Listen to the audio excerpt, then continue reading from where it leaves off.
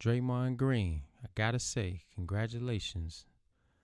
$100 million, 4 years, 25 a year, 15% trade kicker. All right? Yes, he's definitely worth the money. That's what I say. He's definitely worth it. 7.7 rebounds, 6 assists, 1 steal, 1 block. And the way that he affects the team culture and winning overall, I think he's definitely worth that check. Especially for the Golden State Warriors. This is the perfect marriage for them, you know.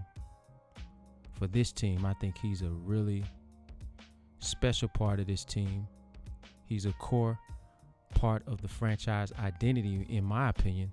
Outside of the Splash Brothers, he's a big representative of what it means to be a Golden State Warrior.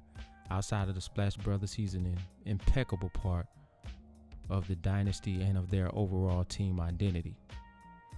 And so this is a good look. Definitely a good look. And one thing I like about Draymond is everybody knows he's made his mistakes. Many of them have been public, and we've been able to see his mistakes. He will publicly acknowledge his mistakes, and he will make corrections.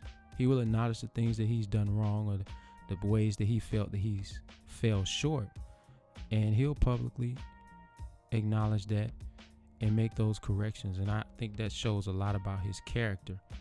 I remember one time, and I quote Draymond, you know, I got to a point where I realized I was doing more crying than playing. It was just disgusting to watch, and I wanted to lock back in on the game. That's accountability. That's what for me being in the business that I'm in general, that's what 90% of people run from. Personal self-accountability. And I think that's very impressive that he's willing to do that.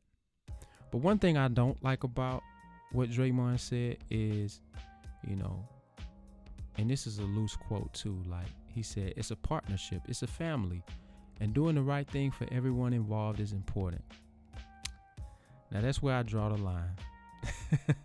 Partnership, yeah. Family, no. And I think when you use words like family when you're doing business, it blurs the lines, and it causes you to have the potential to make, you know, decisions that's not best for you. And at the end of the day, when you're doing business, you got to make the decision that's best for you, and your family is going to support you. So I think, you know, that statement, that's something that I definitely don't agree with. And hey, you can ask your ex-teammate, Andre Iguodala. Because if it's family, then he wanted to play for Steph Curry's legacy. Where's he at? At the end of the day, they had to do what's best for the organization and the franchise first. And I think that every player should do that in reference to their brand. We can even ask Russell Westbrook about that, because, you know, he remained loyal to OKC for years, but once they got into a process where they were rebuilding, they had to do what they had to do, you know, and that was that. And I think soon we're going to see this personality in Damian Lillard. We're going to see a change. I don't think it's going to be this year or next year, but I think eventually we're going to see that. And maybe he'll recognize that and start making moves a little differently. Another thing I liked about Draymond Green is that he lost 25 pounds in 2 months when he came off that injury, and it was time to get back into the playoffs. To me, that showed that he was willing to do whatever it takes for the team to win. He was willing to make those sacrifices. And I think this is definitely a good look for the Golden State Warriors, and also a good look for Draymond. Overall, I say congratulations. But I do got to say this. Don't sleep on D'Angelo Russell and the effect that he's about to have on the Golden State Warriors. Don't do that.